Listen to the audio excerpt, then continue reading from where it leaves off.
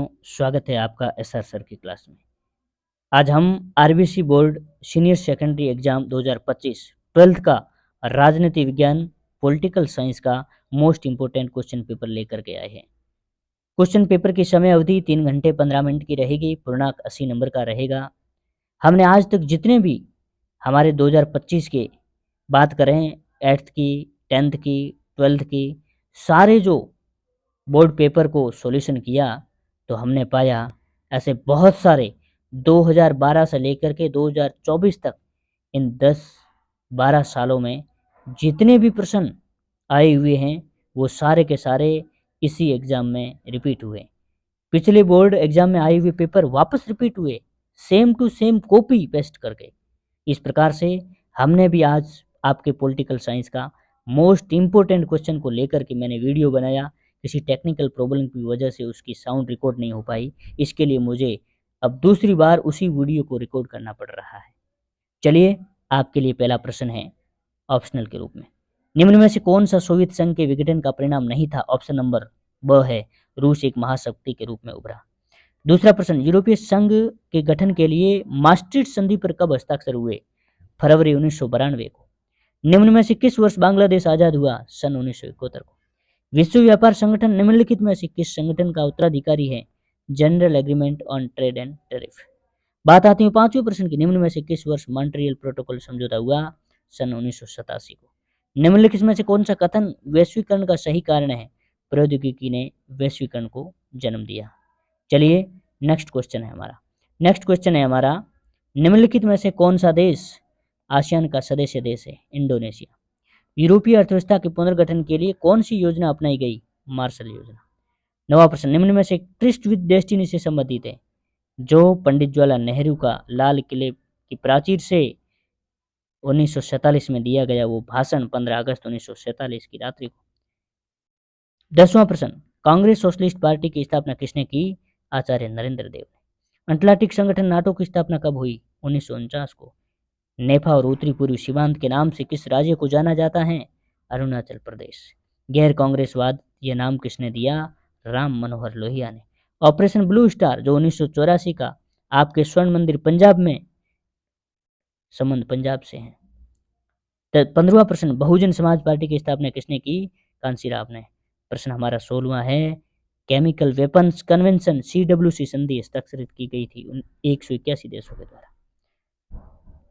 17वां प्रश्न, नीति आयोग का अध्यक्ष प्रधानमंत्री होता है? खतरनाक दशक कहा जाता है 1960 को। चलिए, इसके बाद में हमारा प्रश्न था रिक्त स्थानों की पूर्ति को लेकर। अगर आप इस चैनल पर पहली बार आए हैं तो मित्रों आप ज़रूर चैनल को लाइक करो, शेयर करो, सब्सक्राइब के साथ साथ कमेंट बॉक्स में ज़रूर लिखो। अगर आप मेरे से में ऐसी कोई भी त्रुटियां रही है मैं इसमें ज़रूर इम्प्रूवमेंट करूंगा। भूटान में वर्तमान में राजतंत्र स्थापित है। पृथ्वी सम्मेलन, प्रथम पृथ्वी सम्मेलन रियो डी जेनेरियो ब्राज़ील में हुआ। सरकारी आय व्यय का वार्षिक विवरण बजट कहलाता है। आंसू एक क्या है? छात्र संगठन था। चलिए, इसी का जो 5वां प्रश्न है, साफ्टा समझौता 1 जनवरी 2006 से प्रभावी हुआ। भारत की सुरक्षा नीति के 4 घटक हैं। बात आती है हमारे तीसरे प्रश्न की, और तीसरे प्रश्न में आता है कि बर्लिन की दीवार कब खड़ी की गई? तो बर्लिन की दीवार 1961 में खड़ी की गई। केरल मॉडल क्या है? केरल मॉडल की विशेष बात करें तो केरल में विकास और नियोजन के लिए जो रास्ता चुना उसे ही केरल मॉडल कहा गया। तीसरा प्रश्न है, निःशस्त्रीकरण से आप क्या समझते हैं? निःशस्त्रीकरण का मतलब है कि विश्व शांति के लिए कुछ खास किस्म के हथियारों पर जो रोक लगाई उसे ही क्या कहा गया? निःशस्त्रीकरण। बात आती है चौथे प्रश्न की, वैश्विक संपदा के प्रथम कोई 4 उदाहरण देने। पृथ्वी का वायुमंडल, अंटार्कटिका, समुद्री सतह और बाह्य अंतरिक्ष, ये 4 हमारी वैश्विक संपदा है, धरोहर है। 5वां प्रश्न, गुट निरपेक्षता से आप क्या समझते हैं? गुट निरपेक्षता का मतलब ये है कि विश्व की किसी भी गुट में सम्मिलित न होती, राष्ट्रीय हितों को ध्यान में रखते हुए अपनी स्वतंत्र विदेश नीति का संचालन करना ही गुट निरपेक्षता कहलाती है। किसी पर डिपेंड नहीं रहना। अगला छठा प्रश्न, सिंडिकेट क्या है? सिंडिकेट का मतलब कांग्रेस नेताओं का एक प्रभावशाली जो समूह था, ग्रुप था, उसको अनौपचारिक रूप से क्या कहते थे? सिंडिकेट कहा जाता था। बात आती है ऑपरेशन ब्लू स्टार। देखो वापस रिपीट हुआ ये प्रश्न कि क्या था कि 1984 के जून माह में स्वर्ण मंदिर में जो की गई सैन्य कार्रवाई है उसी का ही कूट नाम क्या है? Operation blue star. चलिए नेक्स्ट क्वेश्चन है हमारा कि मंडल आयोग ने पिछड़ी जातियों के लिए क्या सिफारिश की? मंडल आयोग ने पिछड़ी जातियों के लिए केंद्र सरकार और उसके अधीन जितने भी समस्त उपक्रम को जो रिक्त पदों के आरक्षण की सिफारिश की, बस रिक्त पदों के आरक्षण की सिफारिश। नवा प्रश्न, 1990 और 1996 में केंद्र सरकार बनाने वाले दो गठबंधनों के नाम। 1990 की बात करें तो राष्ट्रीय मोर्चा और 1996 की बात करें तो संयुक्त मोर्चा सरकार। 10वां प्रश्न, भारत में किस वर्ष में 1990 में केंद्र में गठबंधन की सरकारों का आयोग आरंभ हुआ? 1990 में लोकसभा के चुनाव में भारत में गठबंधन की राजनीति के एक लंबे दौर की शुरुआत हुई। बात करते हैं 11वें प्रश्न, भारत ने सर्वप्रथम परमाणु परीक्षण कब किया? मई 1974 में। आपको पता होगा राजस्थान का जैसलमेर की पोखरण में हुआ। बात आती है 12वें प्रश्न की कि वैश्वीकरण के जिम्मेदार दो कारण क्या है? पहला तो कारण हमारी प्रौद्योगिकी, तो दूसरा है लोगों की सोच में जो विश्वव्यापी पारस्परिक जो जुड़ाव उत्पन्न हुआ है। ये दो ही वैश्वीकरण के जिम्मेदार कारक रहे हैं। बात करते हैं हम खंड ब की। खंड ब को मैंने बड़े अच्छे ढंग से समझाया है। प्रश्न आया कि भारत सरकार पर्यावरण से संबंधित विभिन्न कार्यक्रमों के माध्यम से वैश्विक प्रयासों में भाग लेती रही है। इस कथन के समर्थन हेतु कुछ 4 उदाहरण दीजिए। पहला तो उदाहरण यही था कि हमारा जो क्योटो प्रोटोकॉल है उसमें सन 2002 में हस्ताक्षर करके उसका अनुमोदन किया। दूसरा कारण ये है कि हमारे भारत ने जो अपनी राष्ट्रीय मोटर कार ईंधन की नीति के अंतर्गत जो वाहनों की स्वच्छतर ईंधन अनिवार्य कर दिया। तीसरी बात कि 2001 में जो ऊर्जा संरक्षण अधिनियम आया उसके अंतर्गत ऊर्जा के अधिक कारगर उपयोग पर विशेष जोर दिया जाए। चौथी बात ये थी कि विद्युत अधिनियम आया 2003 में, उसमें प्राकृतिक गैस के आयात, अपूर्णीय ऊर्जा के उपयोग और स्वच्छ कोयले के उपयोग पर आधारित प्रौद्योगिकी जो हमारी प्रौद्योगिकी है उसकी अपनाने के साथ दिशा में काम करने के लिए प्रारंभ किया गया। चलिए बात करते हैं नेक्स्ट क्वेश्चन की। 5वां प्रश्न है, आया राम गया राम मुहावरा किस अवधारणा का द्योत है? देखो ये हमारी भारतीय राजनीति में दल बदल की अवधारणा है उसके लिए है, जिसमें भारतीय राजनीतिक व्यवस्था पर बहुत प्रभाव पड़े। जिसमें पहला आता है कि कांग्रेस को बड़ा नुकसान हुआ क्योंकि हरियाणा, मध्य प्रदेश, उत्तर प्रदेश में गैर कांग्रेसी सरकारें बन गई। दूसरी हमारी बात आती है कि 1967 में जब कांग्रेस सरकार में आया राम गया राम की जो दलगत मनोवृत्ति थी, इससे कांग्रेस सरकार तो सत्ता में तो आई लेकिन उसको पूर्ण बहुमत नहीं मिला। बात आती है तीसरे पॉइंट की, तो दल के प्रति निष्ठा की कमी हुई और इससे विश्वासघात करके, और इसमें भी ये है कि इंदिरा गांधी की, चलिए तीसरे में क्या है, निष्ठा की कमी। और चौथी बात आती है हमारे कि 1975 में जिस दल के प्रति विश्वासघात हुआ, आपातकाल लाने पर। हाँ डिस्टर्ब कर दिया। हेलो। हाँ है। हाँ हाँ ठीक ठीक ठीक ठीक आएंगे। हाँ हाँ ठीक। चलिए बात करते हैं छठे प्रश्न की। छठे प्रश्न में क्या है कि 1977 में केंद्र में विपक्षी दलों की सरकार बनने के कारण क्या थे? 1977 में विपक्षी, पहला तो कारण था कि आपातकाल लागू हुआ, जैसे बड़ी विपक्षी पार्टियां एक दूसरे के समीप आई, अनेक पार्टियों ने एकजुट होकर जनता पार्टी का नाम दे दिया और जिसमें नई पार्टी ने जयप्रकाश नारायण को नेतृत्व स्वीकारा। कांग्रेस के कुछ नेताओं ने जो आपातकाल के विरुद्ध थे वो भी इस पार्टी में शामिल हो गए। दूसरी बात यह है कि जगजीवन राम है, उनके साथ कुछ नेताओं ने एक नई पार्टी बनाई और इस पार्टी का नाम रखा उन्होंने कांग्रेस फॉर डेमोक्रेसी, और यह पार्टी भी जनता पार्टी में फिर शामिल हो जाती है। तीसरी बात आई कि 1977 के चुनावों में जनता पार्टी ने जो आपातकाल के ऊपर जनमत संग्रह का रूप दिया, इससे चुनाव प्रसार में, शासन में अलोकतांत्रिक चरित्र और आपातकाल के दौरान जो की गई ज्यादतियों पर जोर दिया गया। और चौथी बात आती है हमारी आपातकाल के दौरान जो निवारक नज़रबंदी अधिनियम के तहत हजारों लोगों की गिरफ्तारी हुई। प्रेस सेंसरशिप की जो पृष्ठभूमि है उसमें जनमत कांग्रेस के विरोधी था, तो जनता पार्टी के गठन के कारण यह सुनिश्चित हो गया कि गैर कांग्रेसी वोट है वो एक जगह पड़ेंगे, अर्थात कांग्रेस के लिए मुसीबत तो उत्पन्न हो ही गई थी। चलिए अगला हमारी बात आती है 7वें प्रश्न की कि शीत युद्ध के पश्चात दक्षिण एशिया में अमेरिकी भूमिका को समझो। देखो, दक्षिण अमेरिका में तीव्र गति से वृद्धि तो हुई है, लेकिन शीत युद्ध के पश्चात भारत और पाकिस्तान ने भी अपने दोनों में सुधार भी किया। भारत पाकिस्तान के मध्य लगातार मध्यस्थ की भूमिका निभा रहा है, लेकिन कुछ ऐसे हालात बने जिसमें संयुक्त राज्य अमेरिका में दक्षिणी एशियाई मूल के लोगों की जो पर्याप्त संख्या निवास करती थी, और दक्षिणी एशिया की जनसंख्या और बाजार का आकार भी बहुत बड़ा हुआ, तो इस कारण से इस क्षेत्र की सुरक्षा और शांति के भविष्य में संयुक्त राज्य अमेरिका के हित भी बंधे हुए हैं। ठीक है, चलिए उसके बाद में बात आती है हमारे 8वें प्रश्न की। देखो, 8वीं में है कि संयुक्त राष्ट्र संघ को अधिक प्रासंगिक बनाने के लिए हाल ही में क्या कदम उठाए। बात आती है पहले कदम की। तो 2015 में तो हमें पता है कि संयुक्त राष्ट्र संघ की जो 17वीं वर्षगांठ है, उसके लिए उन्होंने प्रासंगिक बनाने के लिए बहुत सारे कदम उठाए। उनमें से पहली बात आती है विशेषकर, उसमें एक बात यह है कि इसमें विशेषकर उन्होंने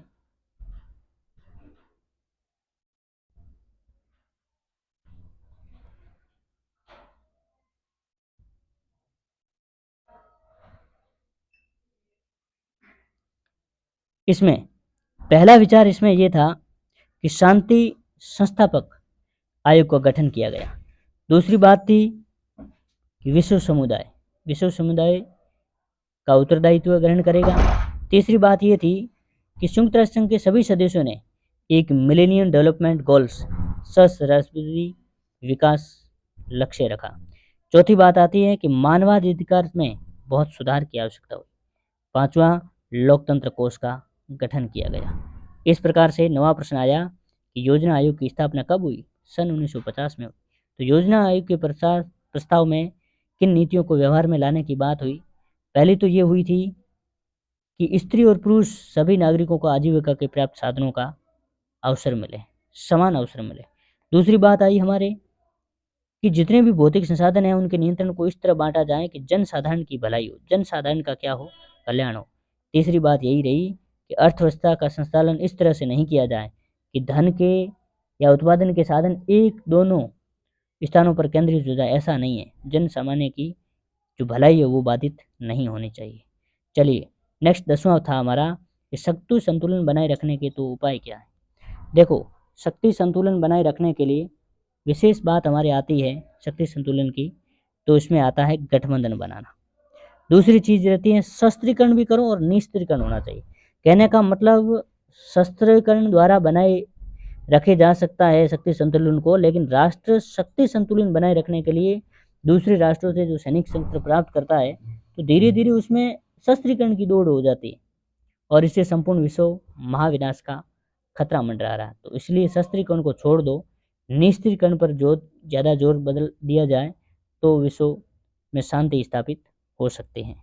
चलिए नेक्स्ट क्वेश्चन है हमारा 11वें प्रश्न में हमारा विशेषकर पूछा गया है कि भारत की विदेश नीति के प्रमुख लक्ष्य क्या है। देखो, लक्ष्य तो प्रमुख उद्देश्य यही है कि राष्ट्रीय हितों की पूर्ति और उसका विकास करना है, लेकिन इसमें भी अंतर्राष्ट्रीय शांति और सुरक्षा का समर्थन करना है। शस्त्रों की जो होड़ हो रही है उनमें अधिक से अधिक हमारा यही है उनका विरोध करो, आणविक शस्त्रों की होड़ का विरोध करके निशस्त्रीकरण को अपनाया जाए। तीसरी बात है कि राष्ट्रीय सुरक्षा को बढ़ावा देंगे। चौथी बात है हमारी कि विश्वव्यापी जो तनाव है उसको दूर करेंगे और संघर्ष और सैन्य गुटबाजी का हम क्या करेंगे? विरोध करेंगे। पांचवी बात है कि साम्राज्यवाद है, हमारा जो उपनिवेशवाद है, नस्लवाद है, पृथकतावाद है और सैन्यवाद, इन सब का हम विरोध करेंगे। और छठा, हम हमेशा जो पंचशील आदर्शों को बढ़ावा देंगे। सातवीं बात है मैत्रीपूर्ण संबंध बना करके रखेंगे। अगली बात आती है हमारे 12वें प्रश्न की कि सन 1985 के असम समझौते की क्या परिणाम रहे।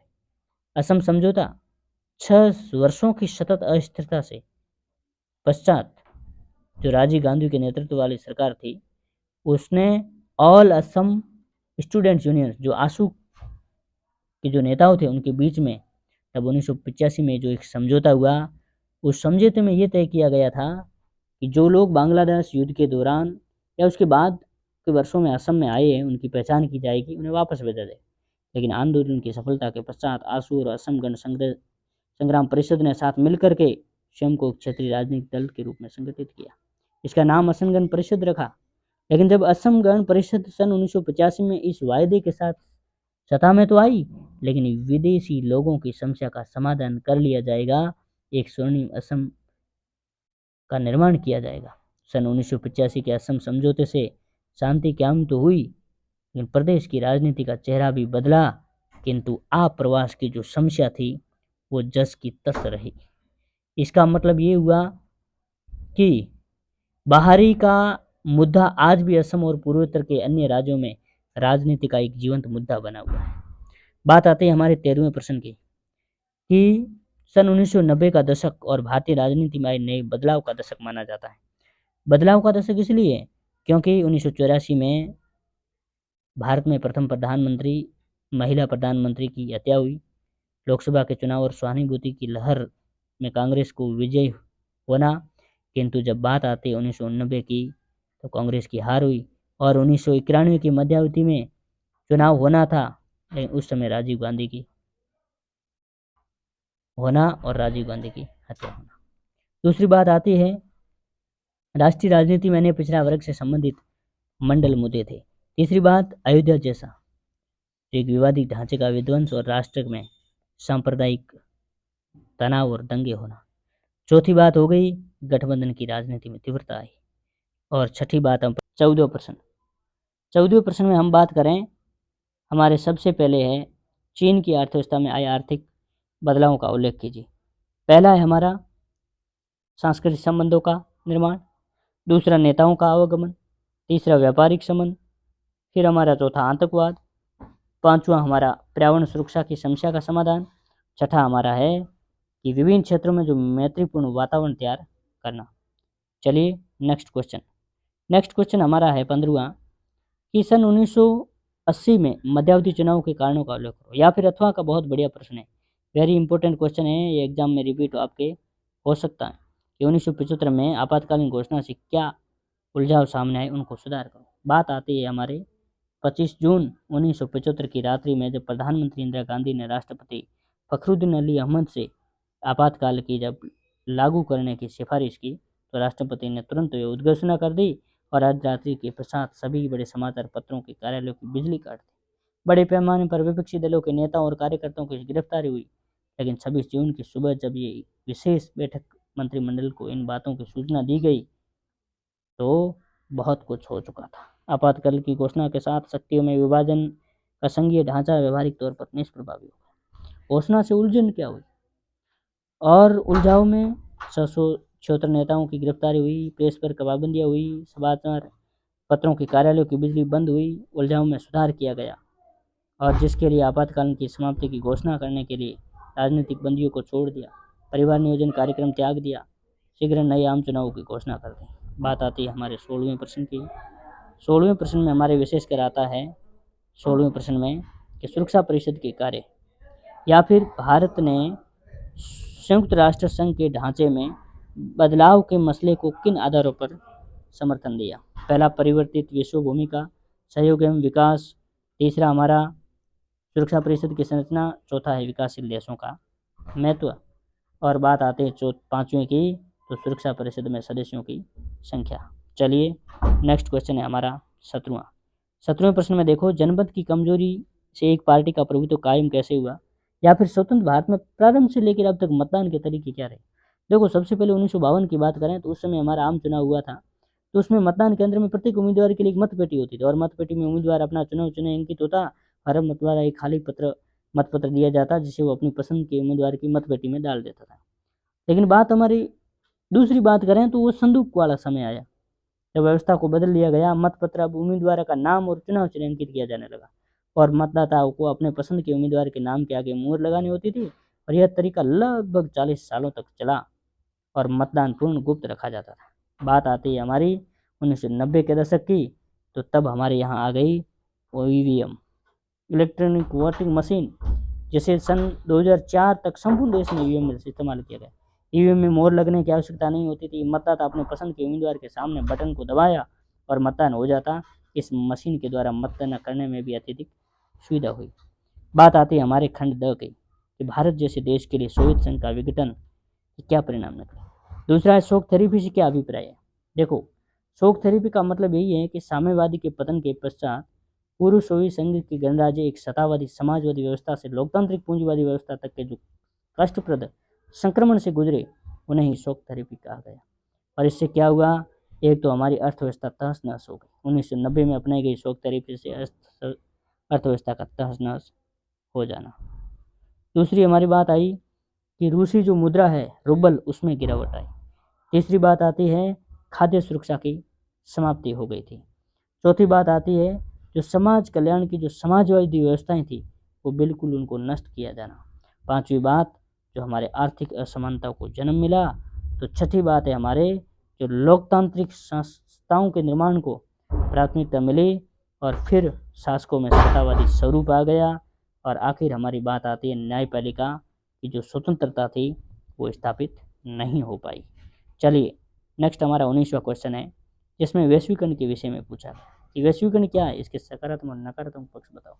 दूसरा ही वैश्वीकरण को परिभाषित करना है, इसके राजनीतिक आर्थिक और सांस्कृतिक प्रभाव को बताना। वैश्वीकरण का राजनीतिक प्रभाव बहुराष्ट्रीय कंपनियों के निगमों के हस्तक्षेप से रहा, बहुत कमजोर हुई।